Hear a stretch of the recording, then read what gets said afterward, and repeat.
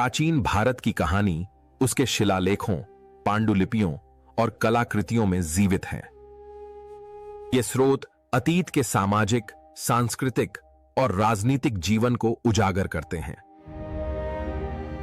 प्राचीन भारतीय इतिहास का अध्ययन करने के लिए उपयोग किए जाने वाले मुख्य स्रोतों के नाम बता सकते हैं? मैं सदियों से संरक्षित छंदों और पांडुलिपियों के माध्यम से बोलता हूं।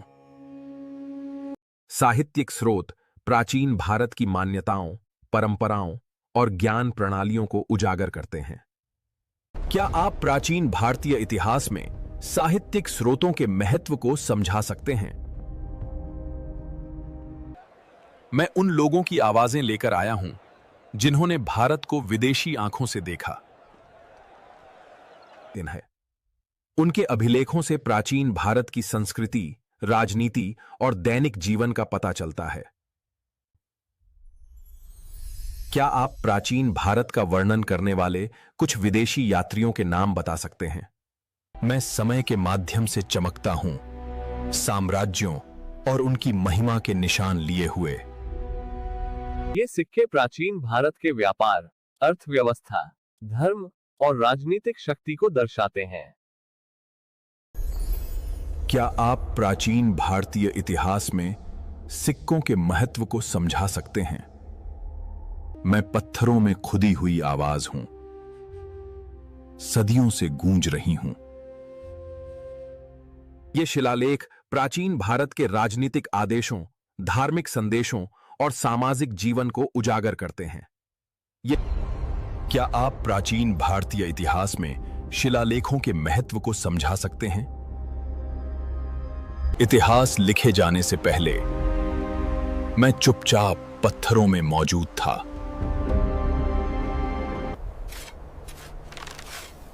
पुरातत्व लेखन से पहले की भूली हुई दुनिया को उजागर करता है। प्रागैतिहासिक काल का अर्थ बता सकते हैं क्या? पाषाण युग में मानव ने अपने हाथों से अस्तित्व को आकार देना सीखा। इस युग ने औजारों, कला और समुदायों के जन्म का गवाह देखा। क्या आप बता सकते हैं कि पाषाण युग मानव इतिहास का एक महत्वपूर्ण मोड़ क्यों है? शिकार से खेती तक मानवता इन युगों में विकसित हुई। प्रत्येक चरण नई कलाएं, उपकरण और जीवन के नए तरीके लाया। क्या आप पुरापाषाण, मध्य पाषाण और नवपाषाण काल के बीच अंतर कर सकते हैं? कृषि के उदय के साथ मानवता ने सभ्यता की ओर अपना पहला कदम बढ़ाया। कृषि ने घुमंतू लोगों को बसी हुई बस्तियों में बदल दिया।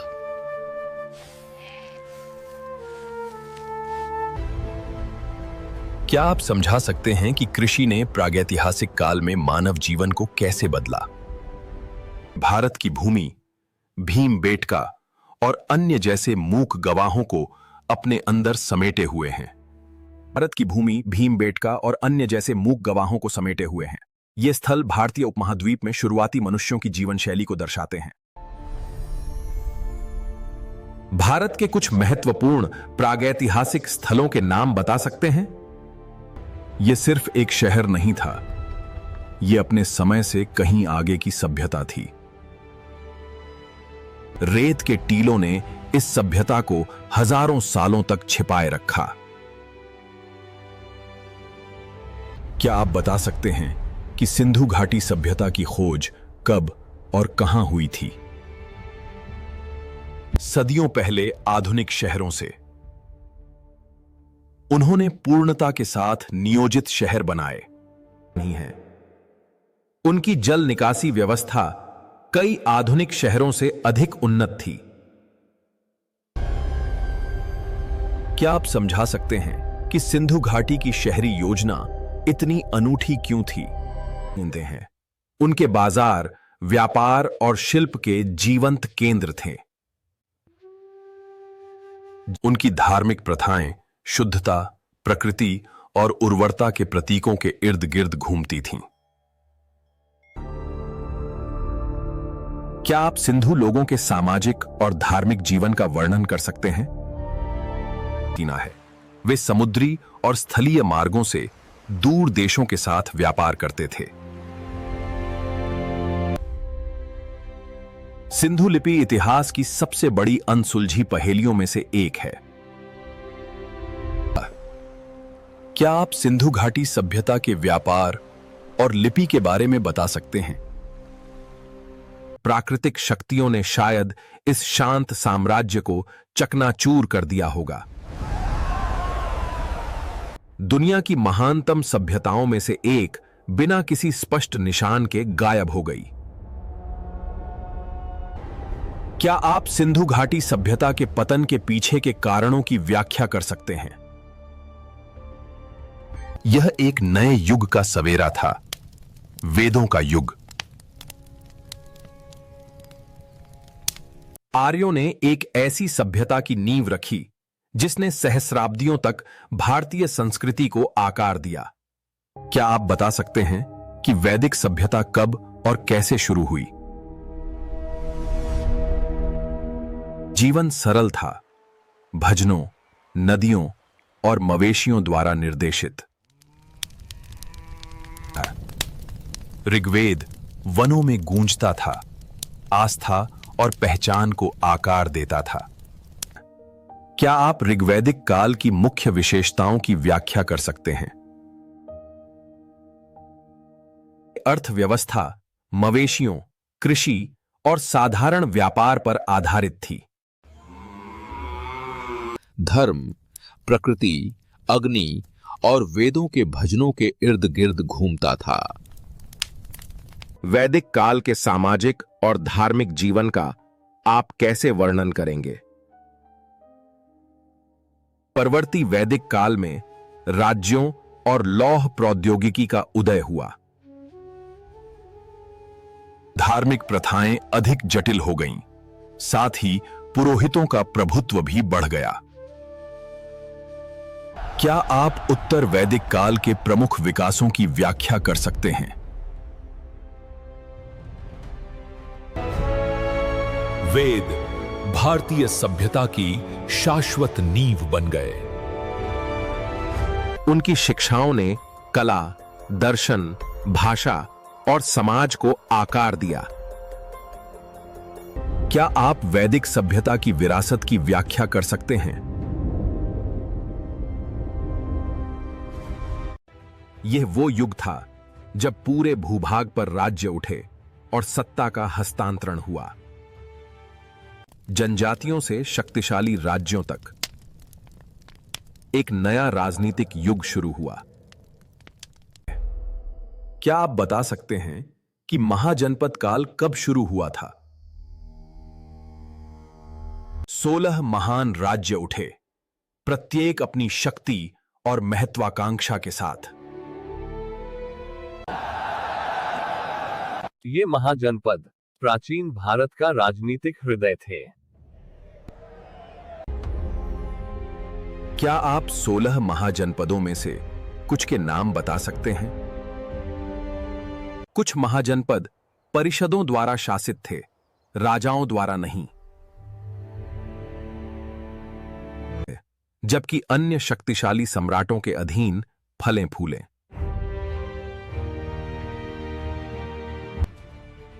क्या आप राजतंत्रात्मक और गणतंत्रात्मक महाजनपदों के बीच अंतर बता सकते हैं?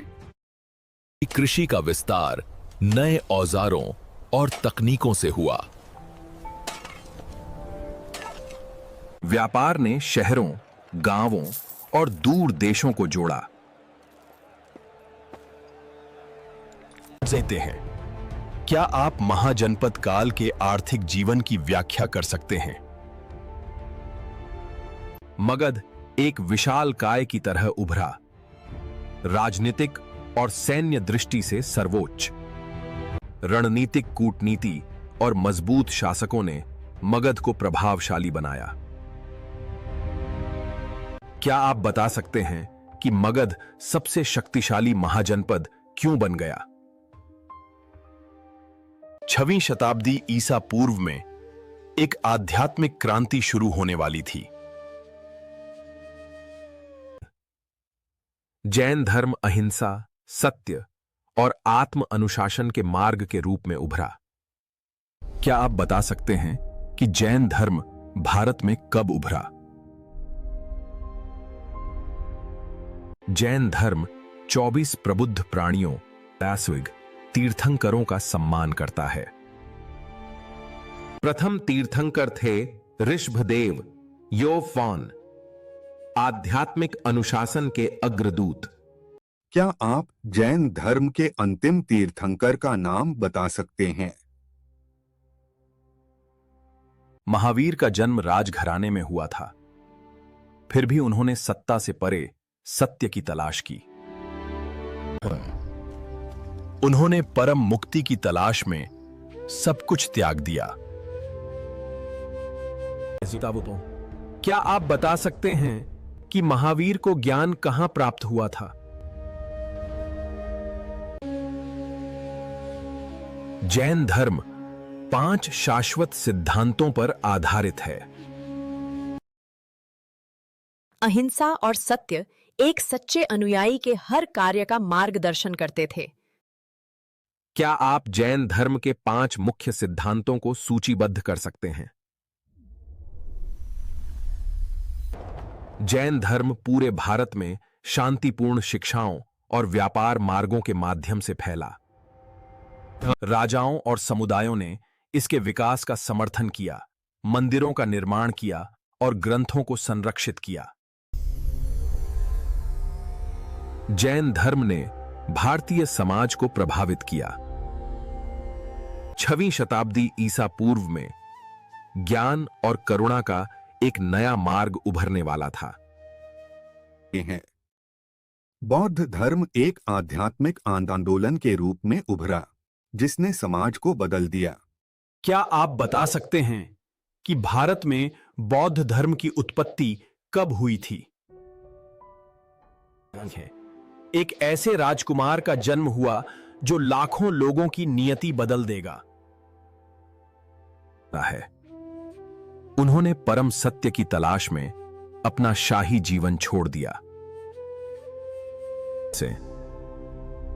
गौतम को ज्ञान कहां प्राप्त हुआ? करते हैं। बुद्ध ने 4 आर्य सत्य प्रकट किए, आधार उनकी शिक्षाओं का आधार। बुद्ध ने 4 आर्य सत्यों का खुलासा किया। 2 उनकी शिक्षाओं का आधार। बुद्ध ने सिखाए गए 4 आर्य सत्यों का नाम बता सकते हैं? संघ ने बुद्ध के संदेश को दूर दूर तक फैलाया। शाही संरक्षण और व्यापार के माध्यम से बौद्ध धर्म पूरे एशिया में फैल गया। संघ ने बौद्ध धर्म के प्रसार में कैसे मदद की? क्या आप समझा सकते हैं? है बौद्ध धर्म ने भारत में शानदार कला और वास्तुकला को प्रेरित किया। इसने सदियों तक साहित्य, दर्शन और सांस्कृतिक आदान प्रदान को आकार दिया। क्या आप बता सकते हैं कि बौद्ध धर्म ने भारतीय संस्कृति को कैसे प्रभावित किया? प्राचीन काल से ही भारत में एक शक्तिशाली आध्यात्मिक धारा बहती थी, उसी शिव का मार्ग। शैव धर्म ध्यान, अनुष्ठान और भक्ति का एक जीवंत मिश्रण बन गया। भारत में शैव धर्म का अभ्यास कब से किया जा रहा है? शिवपाद ब्रह्मांडीय नर्तक, विनाशक और शाश्वत योगी है।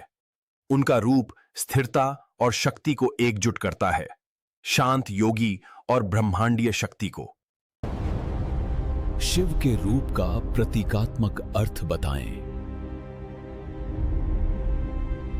है शैव पूजा भक्ति को पवित्र अनुष्ठानों के साथ मिलाती है। योग, ध्यान और यज्ञ से भक्त दैवीय शक्ति से जुड़ते हैं। Can you name one common form of शैव वर्शिप?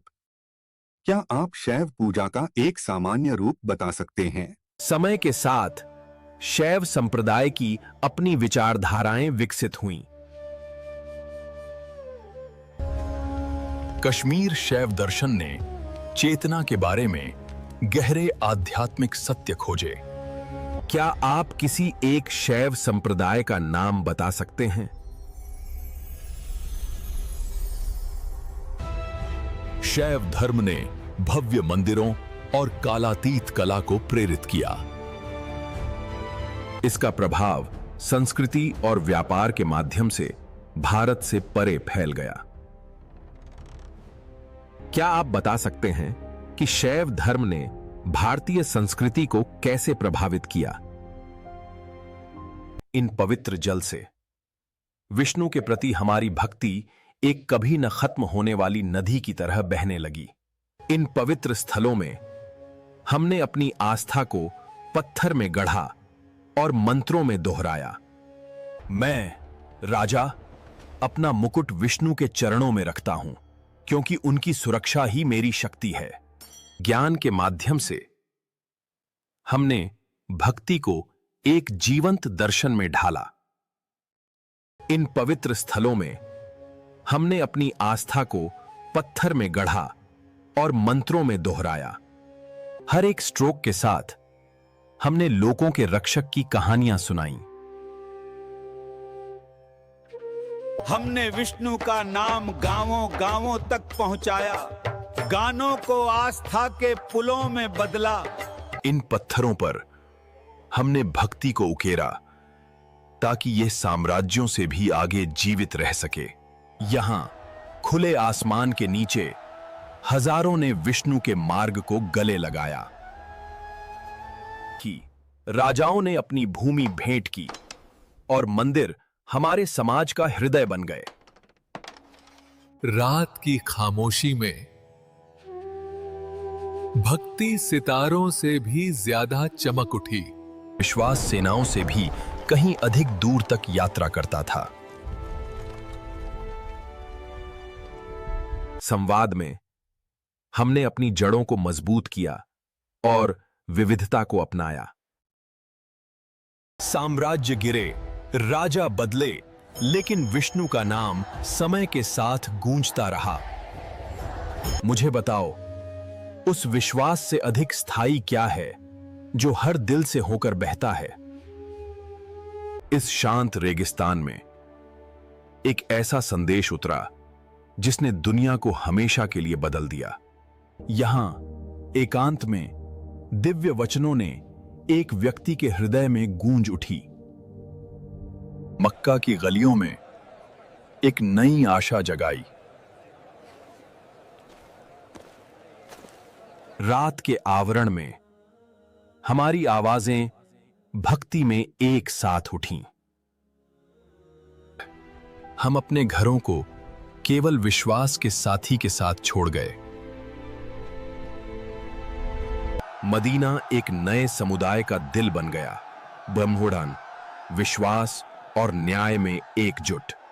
यहां आस्था सिर्फ प्रार्थना ही नहीं की जाती थी, बल्कि उसे जिया भी जाता था। हम विजय के लिए नहीं खड़े थे, बल्कि अपनी आस्था और गरिमा की रक्षा के लिए।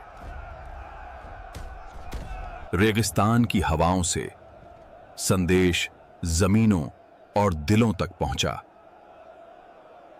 इस घर में हमने कबीलों और सीमाओं से परे एकता पाई। इन पन्नों पर दिव्य शब्द अनंत काल के लिए संरक्षित किए गए थे। समुद्र पार से हमारा धर्म तलवारों से नहीं, बल्कि शब्दों और व्यापार से आया। Stone spoke a new language where cultures met in devotion. पत्थर ने एक नई भाषा बोली है जहां संस्कृतियां भक्ति में मिली। इस्लाम became not just a religion but a part of India's soul. Narrator इस्लाम सिर्फ एक धर्म नहीं बना, बल्कि भारत की आत्मा का हिस्सा बन गया।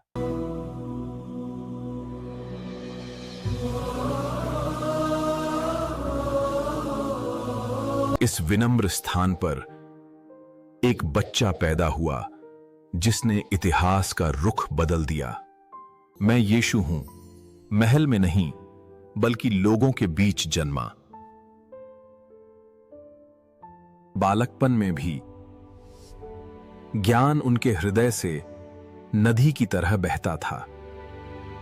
धन्य हैं वे जो शांति स्थापित करते हैं, क्योंकि वे परमेश्वर के संतान कहलाएंगे।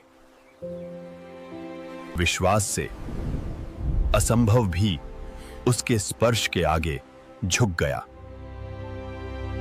मैं यीशु हूं, महल में नहीं बल्कि लोगों के बीच जन्मा। ये मेरा शरीर है, ये मेरा लहू है। मुझे याद रखना। पिता, मेरी नहीं बल्कि तेरी इच्छा पूरी हो। धोखा अजनबियों से नहीं बल्कि एक चुंबन से आया। हे पिता, इन्हें क्षमा कर, क्योंकि ये नहीं जानते कि ये क्या कर रहे हैं। वो उठ गया है। मृत्यु उसे रोक नहीं सकी। जाओ और इस ज्योति को सभी राष्ट्रों के साथ साझा करो। छोटे से विश्वासियों के समूह से एक विश्वास पूरे महाद्वीपों में फैल गया। इस चिन्ह के द्वारा हम विजय प्राप्त करेंगे। पत्थर दर पत्थर विश्वास आकाश में चढ़ा। समुद्रों के पार मसीह का संदेश नई भूमियों तक पहुंचा। यहां विश्वास ने एक नया घर पाया, भारत की आत्मा के साथ घुल मिल गया। और सदियों से यह प्रकाश चमकता रहता है।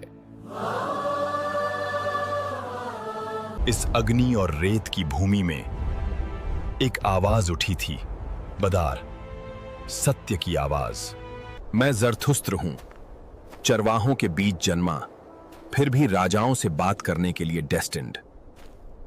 यहां मेरी मुलाकात अहुरा मजदा से हुई, काक, ज्ञान के देवता, जिन्होंने मुझे धार्मिकता का मार्ग दिखाया। दुनिया अच्छाई और बुराई का युद्ध क्षेत्र है, अहुर मजदा और अंग्रा मैन्यू के बीच। अग्नि पवित्रता की शाश्वत साक्षी है, जहां सत्य कभी नहीं मरता। यहां मैंने अहुर मजदा अवर, ज्ञान के देवता से मुलाकात की, जिन्होंने मुझे धार्मिकता का मार्ग दिखाया। हम जीत के लिए नहीं लड़ते, बल्कि आशा की रक्षा के लिए लड़ते हैं। हार सत्य, ब्रह्मांड का क्रम। फरावाहर हमें याद दिलाता है, अच्छा सोचो, अच्छा बोलो और अच्छा करो। साम्राज्य गिरे, पर हमारी लौ रहस्य में रखी गई, देश देश समय समय तक। हमने एक नए घर के लिए समुद्र पार किया।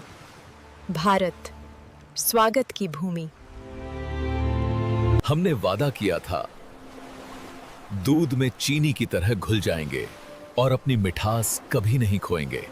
हमारी आग अब भी जल रही है, वही प्रकाश जो कभी प्राचीन फारस में चमकता था। विश्वास से हमने शक्ति प्राप्त की, ज्ञान से हमने भारत का आधुनिक चेहरा बनाया। सदियों से हमारी रोशनी अभी भी खड़ी है, साम्राज्य की नहीं बल्कि अच्छाई की। और इसलिए जरथुस्त्र की अग्नि अभी भी फुसफुसाती है। भीतर के प्रकाश को चुनो। मैं गंगा हूं, मेरे पानी से मगध की कहानी शुरू होती है। मैं बिंबिसार हूं, आज मैं अपने सिर पर ताज रखता हूं और ज्ञान के साथ मैं मगध के भाग्य। मैं राजगृह हूं, मगध की पहली राजधानी। मेरी दीवारों ने सत्ता के उदय को देखा है। इन दीवारों के भीतर मैंने ऐसी नीतियां गढ़ी जो समय के साथ गूंज उठेंगी। मैं मगध की भूमि हूं, धन नदियों की तरह यहां बहता था, दूर देशों से समृद्धि लाता था। मैं प्रबुद्ध व्यक्ति के सामने खड़ा था और ज्ञान के मार्ग को अपनाया। रात के सन्नाटे में विश्वासघात और करीब आ गया। यह मेरा अपना खून था जो मेरे खिलाफ हो गया। मैं अजात शत्रु हूं। मैं मगध की सीमाओं का विस्तार करूंगा, भले ही इसका मतलब रक्त की नदियां हों। वैशाली की दीवारों पर मैंने युद्ध की मशीनें उतारी तार्स, प्राचीन लड़ाइयों का चेहरा बदल दिया। मैं पाटलिपुत्र हूं, एक बढ़ते साम्राज्य का दिल। मेरे दरबार में दूर के साम्राज्यों की आवाजें गूंजती थीं। मगध एक ऐसा नाम बन गया था जिसका दुनिया सम्मान करती थी। मैं मगध साम्राज्य हूं। मेरी पहुंच नदियों और पहाड़ों से भी आगे बढ़ गई। मेरी भूमि से ज्ञान प्रकाश की तरह फैला। अरुणों बुद्धिमत्ता के माध्यम से भूमि को एकजुट किया। मैं इतिहास हूं और यह वो क्षण था जब मगध एक राज्य से भारत के पहले महान साम्राज्य के रूप में उभरा। लेकिन बताओ, अगर मगध इतना शक्तिशाली था तो उसकी महिमा समय के पन्नों में क्यों फीकी पड़ गई? मैं हूं मैसिडोनिया, वो भूमि जिसने एक ऐसे विजेता को जन्म दिया जिसने दुनिया का सपना देखा था। मैं सिकंदर हूं। आज मैं सिर्फ सिंहासन ही नहीं बल्कि असंभव को जीतने का भाग्य भी विरासत में पाता हूं। मैंने एक ऐसी सेना बनाई जो किसी और से बिल्कुल अलग थी, अनुशासित, अथक, अजेय। मेरे पदचिन्हों ने भूमध्य सागर से अज्ञात के किनारे तक एक रास्ता बनाया है। उस क्षितिज के पार भारत है, वो भूमि जो मेरे साम्राज्य की सीमाओं का परीक्षण करेगी। मैं सिंधु हूं, चुपचाप। मैंने विदेशी सेनाओं को भारतीय धरती पर मार्च करते देखा। मैं पोरस हूं और मैं किसी विदेशी राजा के आगे नहीं झुकूंगा है। मैं उससे युद्ध के मैदान में मिलूंगा। गड़गड़ाहट की आड़ में मैंने अपनी सेना को एक परछाई की तरह आगे बढ़ाया, भोर में प्रहार करने के लिए। टकराव ने धरती को हिला दिया। जानवर, इस्पात और साहस गरज की तरह टकराए। जब पूछा गया कि वो कैसा व्यवहार किया जाना चाहते हैं तो पोरस ने कहा, एक राजा की तरह, और मैंने उनका सम्मान किया। सबसे बड़ी सेनाओं की भी सीमाएं होती हैं और मेरे आदमी अपनी सीमाओं तक पहुंच चुके थे। मेरी दुनिया के अंत तक की यात्रा रुक गई है। किसी दुश्मन ने नहीं बल्कि मानवीय इच्छा शक्ति ने। जिस आदमी ने राष्ट्रों पर विजय प्राप्त की वो समय पर विजय प्राप्त नहीं कर सका, और मैं भी अपने से पहले के सभी लोगों की तरह फीका पड़ गया। साम्राज्य उठते हैं, साम्राज्य गिरते हैं, लेकिन कहानियां इतिहास की सरगोशियों में जिंदा रहती हैं। पर मुझे बताओ, अगर सिकंदर इतनी शक्ति के साथ भारत पहुंचा तो किस अनदेखी शक्ति ने उसे वापस मोड़ दिया? मैं मगध हूं, वो भूमि जहां एक नए साम्राज्य का उदय होना तय था। मैं पाटलिपुत्र हूं। जल्द ही मेरी धड़कन पूरे उपमहाद्वीप में गूंजेगी। मैं चंद्रगुप्त मौर्य हूं। सामान्य जीवन की धूल से मैं एक राष्ट्र के भाग्य को आकार देने के लिए उठा। मैं चाणक्य हूं और इस युवक के साथ मैं एक ऐसा साम्राज्य बनाऊंगा जो दुनिया को हिला देगा। मैं नंदवंश हूं, अमीर, शक्तिशाली, लेकिन मेरे खिलाफ उठ रहे तूफान से अंधा था। अंधेरे में मैंने एक सेना बनाई है, अनुशासित, निडर, इतिहास को फिर से लिखने के लिए तैयार। किस्मत का टकराव गूंज उठा, पुरानी शक्ति बनाम नई आग। मैं चंद्रगुप्त मौर्य इस सिंहासन पर आरूढ़ होता हूं 52। भारत को एक शासन के अधीन करने के लिए तीक्ष्ण बुद्धि के साथ हमने एक विशाल साम्राज्य की नींव रखी। मैं मौर्य साम्राज्य हूं। मेरी पहुंच हिमालय से दूर के समुद्रों तक फैल गई। सुदूर यूनान से दूत मेरी शक्ति के गवाह बनने आए हैं और मेरे गौरव के बारे में दुनिया को पढ़ने के लिए लिखा। यहां तक कि महानतम सम्राट ने भी शांति की तलाश की सवैत। मैंने मौन को गले लगाने के लिए सत्ता छोड़ दी।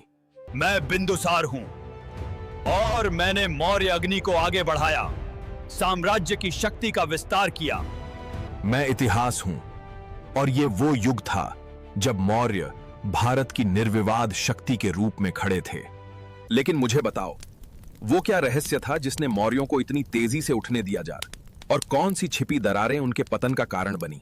हम पवित्र ज्ञान के संरक्षक थे।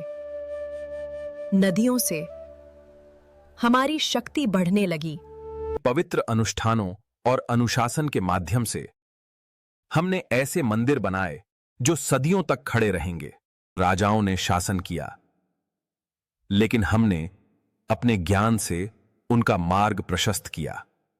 जंगलों की खामोशी में हमने विचारकों और योद्धाओं की पीढ़ियों का पोषण किया। यज्ञ केवल कर्मकांड नहीं थे, वे हमारे साम्राज्य की धड़कन थे।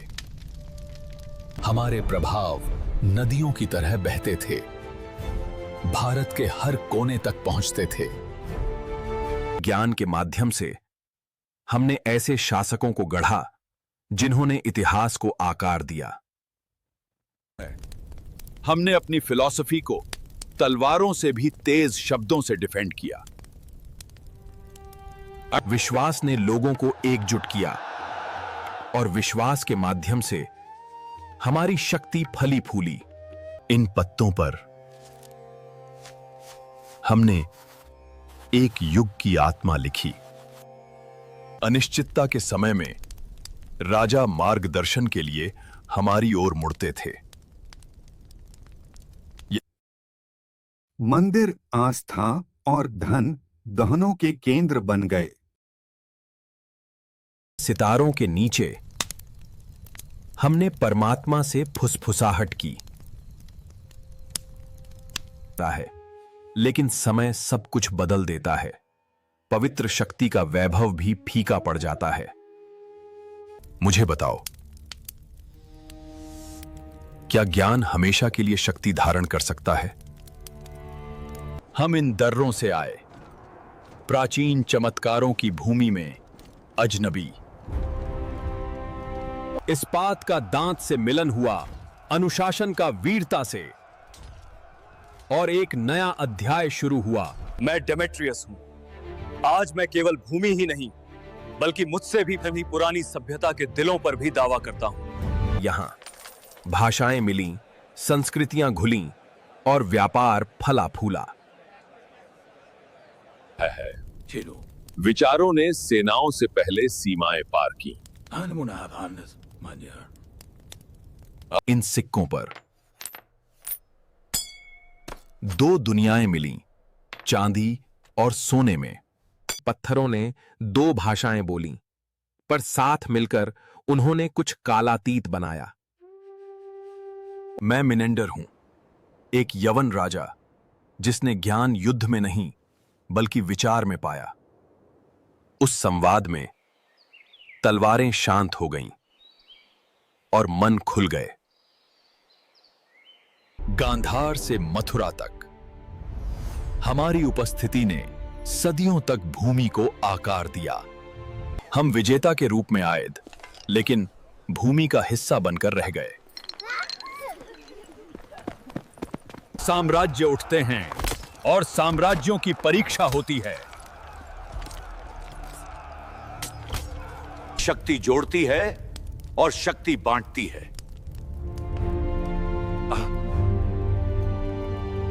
फिर नए सूर्य का उदय हुआ, एक नई कहानी, एक नया साम्राज्य। मुझे बताओ, वास्तव में क्या रहता है कला, साम्राज्य या विचार? हम शाका हैं, ठंडे स्टेप्स में पैदा हुए, अंतहीन युद्धों से कठोर हुए। जब उत्तर में महान साम्राज्यों का उदय हुआ, हम दक्षिण की ओर चले, नई भूमि और नियति की तलाश में। हमने भारत के राज्यों का सामना अपने दिलों में आग और हाथों में इस्पात लेकर किया। सिंधु ने हमारा स्वागत हमलावरों के रूप में नहीं, बल्कि भाग्य को चुनौती देने वालों के रूप में किया। हमारे दरबारों में यूनानी, फारसी और भारतीय आवाजें संगीत की तरह घुल मिल जाती थीं। मैं मौस हूं। मैंने अपना नाम इस जमीन पर उकेरा जहां संस्कृतियां मिली। हमारे सिक्के कई जुबान बोलते थे, यूनानी, खरोष्ठी और प्राकृतवियां, एक एकीकृत व्यापारिक दुनिया के संकेत। शक्ति केवल युद्ध से ही नहीं जीती जाती थी, बल्कि सम्मान से रखी जाती थी। हमारी सड़कें सिर्फ माल ही नहीं, बल्कि ऐसे विचार भी ले जाती थीं जिन्होंने भारत को हमेशा के लिए बदल दिया। साम्राज्य कभी आराम नहीं करते। भाइयों के बीच भी ताज के लिए लड़ाई होती है। मैं रुद्रदामन हूं, समुद्र का विजेता और संस्कृत का संरक्षक। पत्थर में मैंने न केवल अपनी जीतें लिखीं, बल्कि संस्कृति और सीखने की महिमा भी लिखी। पश्चिमी तटों से भारत के हृदय तक हमारी शक्ति मानसून की तरह बहती थी। साम्राज्य गिरते हैं, लेकिन हमारी आत्मा रेत के समय से भी आगे निकल गई। आज भी हमारे सिक्के मिट्टी से फुसफुसाते हैं, लॉस्ट, हम कौन थे और हमने क्या छोड़ा। हम मध्य एशिया के यूएझी कुलों से आए थे, नई भूमि और नियति के खोजकर्ता। बैक्ट्रिया के मैदानों से हमने अपने सपने रेत में नहीं, बल्कि पत्थरों में बनाए। हर जीत ने हमारा रास्ता बनाया, हर हार ने हमारी ताकत को आकार दिया। मैं कुषाणों का पहला महान शासक कुजुल कडफिसेस हूं। मैंने यूएझी जनजातियों को एकजुट किया और पहला कुषाण राजा बना। हमारे सिक्के कई भाषाएं बोलते थे, ग्रीक, बैक्ट्रियन और संस्कृत पात, ठीक हमारे साम्राज्य की तरह।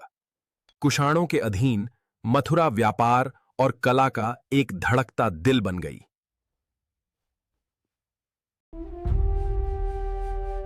मैं कनिष्क हूं, दुनिया के चारों कोनों का शासक। मेरे शासनकाल में बुद्ध के वचन को उनका शाश्वत रूप मिला। पत्थर और आत्मा गांधार में मिले, जहां पूर्व ने पश्चिम को गले लगाया। हमारी सड़कें सिर्फ व्यापार ही नहीं, बल्कि सभ्यताओं को जोड़ने वाला ज्ञान भी ले जाती थीं। गांधार से कश्मीर तक शांति युद्ध से भी तेज गति से फैली। हमारे दरबार में ज्ञान का कोई राष्ट्र नहीं था, केवल साधक थे। यह स्तूप अभिमान से भी ऊंचा उठा, प्रार्थनाओं को आकाश तक ले जाता था। साम्राज्य फीके पड़ जाते हैं, लेकिन हमारे दुनियाओं के बीच के पुल अभी भी खड़े हैं। आज भी हमारी विरासत सोने, पत्थर और आस्था के माध्यम से बोलती है। मैं दक्षिण की भूमि हूं, जहां साम्राज्य उठने से पहले ज्ञान फला फूला। यहां मदुरै में राजाओं ने कवियों को इकट्ठा किया भौंट, और कविता इतिहास बन गई। मैं एक पांड्या हूं, केवल एक योद्धा नहीं, बल्कि विचार और गीत का संरक्षक। हम चोलों ने समुद्रों के पार यात्रा की जव्यो। हमारा व्यापार तमिलकम की भावना लेकर गया। मैं चेरा हूं, पहाड़ों और नदियों की भूमि से सायर। मेरा धन प्रकृति के आशीर्वाद में निहित है। The Sangam was not just a gathering. It was the heartbeat of Tamil wisdom. Harem, मैंने केवल राजाओं के लिए नहीं लिखा, बल्कि अपनी प्रजा की आत्मा के लिए लिखा है। यह संगम था पात, जहां ज्ञान कला से मिलता था और सत्य ताल से।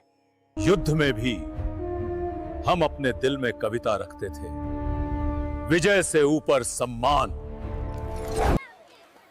हमारी महानता महलों में नहीं थी, बल्कि रोजमर्रा की जिंदगी की समरसता में थी।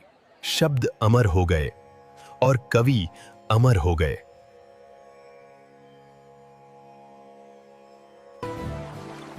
नदी ने हमारे गीतों को ढोया आगे सदी से सदी तक, रोम से अरब तक वे आए थे बहन, हमारे मोतियों और हमारी बुद्धिमत्ता के लिए।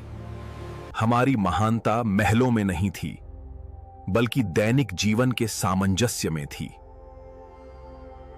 मैं संगम युग हूं और अपनी कविताओं से मैं अब भी सांस लेती हूं। मैं पाटलिपुत्र हूं, गुप्तों का पालना, जहां ज्ञान की एक नई सुबह का उदय हुआ। मैं चंद्रगुप्त पार आर्यावर्त को शांति और समृद्धि के एक झंडे तले एकजुट करता हूं। हमारे साम्राज्य में ज्ञान और कला ही राजाओं के सच्चे खजाने हैं। मैं समुद्रगुप्त हूं, योद्धा, विजेता और साम्राज्य का कवि। ये शब्द पत्थर में खुदे हैं।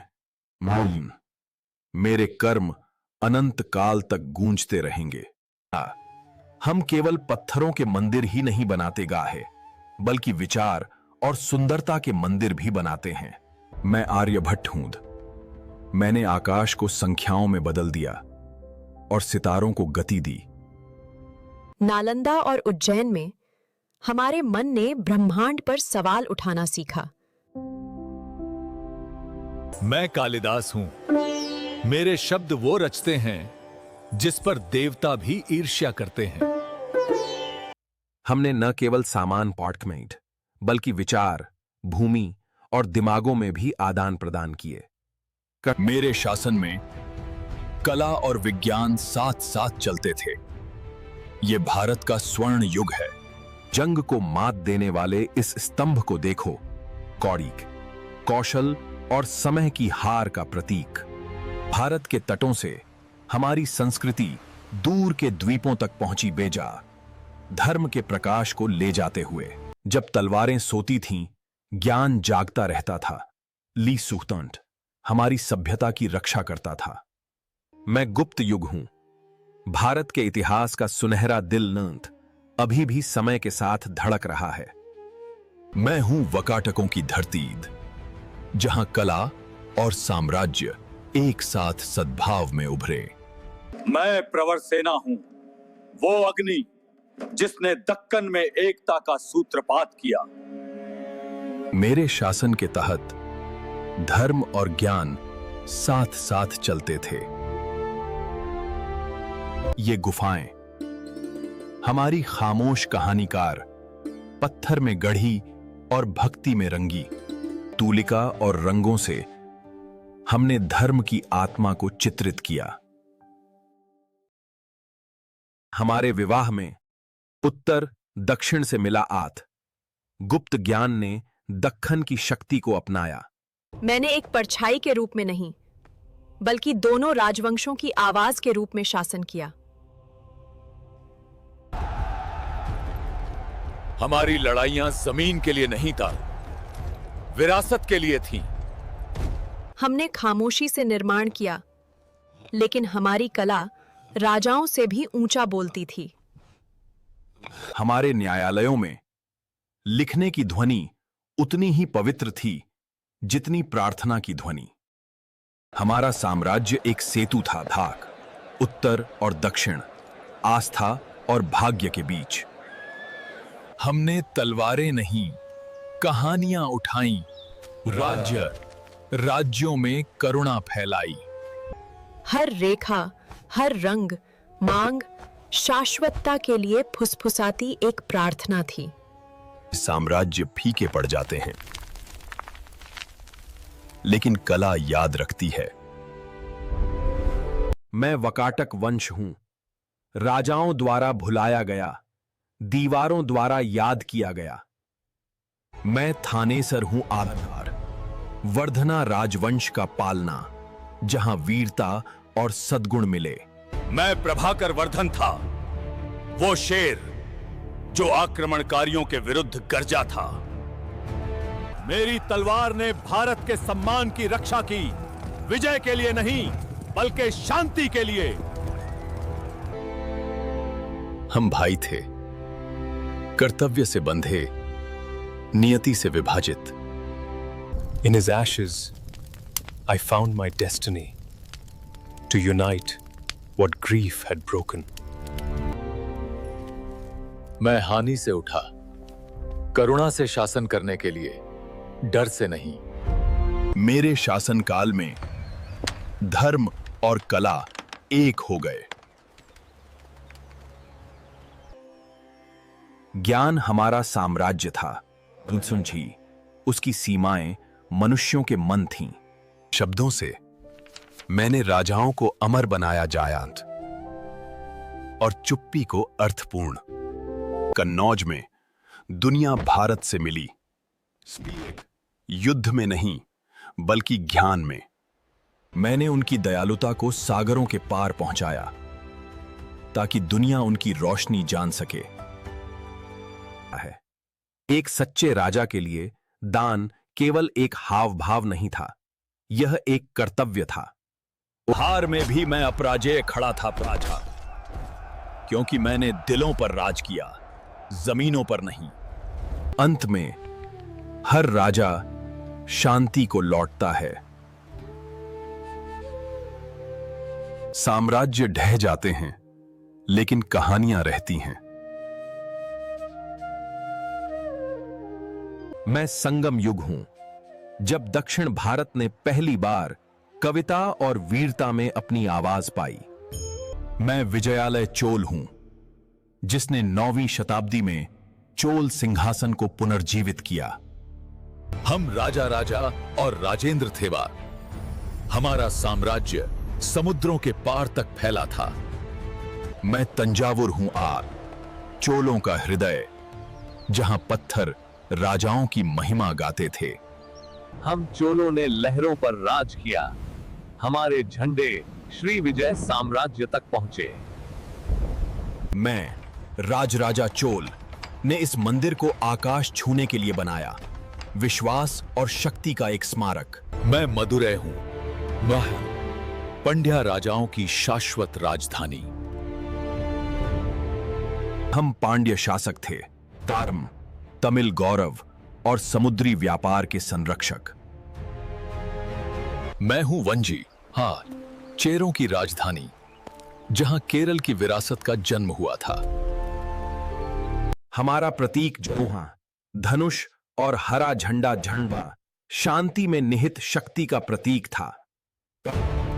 मैं पुलकेशिन प्रथम हूं, दाएं हैं, चालुक्य राजवंश का संस्थापक। मैं पुलकेशिन द्वितीय हूं, दक्कन का शेर, जिसने नर्मदा पर हर्ष को रोका था। ऐहोल और बादामी हमारी राजधानियां, जहां आस्था वास्तुकला से मिली। मैं राष्ट्रकूटों का कृष्ण प्रथम हूं, कैलाशनाथ का निर्माता, एक ऐसा मंदिर जो एक ही पर्वत से जन्मा है। हम कर्नाटक के होयसल, पत्थर को गीत में और मंदिरों को कला में बदल दिया। मैं हूं भारत की सरहद, जहां साहस ही आक्रमणकारियों और सभ्यता के बीच एकमात्र दीवार था। मैं दुर्लभ वर्धना हूं, जिसने कश्मीर की घाटियों को प्रकाश के सिंहासन में बदल दिया। मैं कश्मीर का ललितादित्य हूं, मेरा साम्राज्य तिब्बत से बंगाल तक फैला हुआ था। मैंने इस मंदिर को सूर्य को पकड़ने के लिए बनाया था। फॉन्ट शाश्वत कश्मीर का प्रतीक। मैं वल्लभी का भट्टारक हूं अय्या। मैंने गुजरात को भारतीय सभ्यता का पश्चिमी द्वार बनाया। वल्लभी में ज्ञान सरस्वती की तरह बहता था, चान, मुक्त, विशाल और शाश्वत। यहां व्यापार और आस्था सदियों से एक साथ चलते रहें, हाथ में हाथ डालें। हमने पालों के रूप में बंगाल पर धर्म के साथ शासन किया। आपको अराजकता के अंधेरे में एक मशाल। Our empire's crown was not gold, it was knowledge. मैं कामरूप का भास्कर वर्मन हूं, भारत के पूर्वी द्वार का रक्षक। हमने एक साथ मित्रता के सेतु बनाए हैं, किसी भी किले से मजबूत। हम शिलाहारों ने तटरेखाओं पर शासन किया था, जहां लहरों ने हमारी विरासत लिखी। हम कदंबों ने कन्नड़ सभ्यता का दीपक जलाया। From the coasts of Kalinga, we turned the tide of trade and power. हम सीमा के राजा थे गाथा, भारत की आत्मा के अनसंग ढाल। हम गिरे हुए साम्राज्यों की राख से उठे थे, आग से बने, सम्मान से बंधे। पवित्र अग्नि से हमारा जन्म हुआ, धर्म और वीरता के संरक्षक। माउंट आबू ने हमारी जन्म देखी, अग्नि ने हमें जीवन दिया और भूमि ने हमें कर्तव्य दिया। मैं वासुदेव चौहान हूं, अजमेर की शाश्वत अग्नि की पहली लौ। मैं पृथ्वीराज चौहान हूं, आखिरी शेर जो आक्रमणों के तूफान से पहले दहाड़ा था। मैं परमारों का भोज हूं, मेरी कलम मेरी तलवार जितनी शक्तिशाली थी। हमने सोलंकी गुजरात बनाया जार, जहां व्यापार विश्वास से मिला और कला शक्ति से मिली। मैं नागभट्ट प्रतिहार हूं लायक। मैं विदेशी शक्ति के विरुद्ध भारत की ढाल बनकर खड़ा था। हम दीवार थे जब रेगिस्तानी हवाएं विदेशी तूफान ले आईं। हम चंदेलों ने भक्ति को पत्थरों में उकेरा, जहां सुंदरता दिव्यता से मिली। हमारी कला वो कहती थी जो शब्द कभी कह नहीं सकते थे। भारत की आत्मा। मैं बप्पा रावल, मेवाड़ से, जहां बलिदान हमारा उपनाम है। ये किले पत्थर नहीं, ये चट्टान में गढ़ी हुई कस्में हैं। प्रतिद्वंद्विता में भी हम सम्मान से झुकते थे, क्योंकि हम एक ही मिट्टी के बेटे थे। हम हैं राजपूत, अग्नि से जन्मे, सम्मान से बंधे, वीरता से याद किए जाने वाले।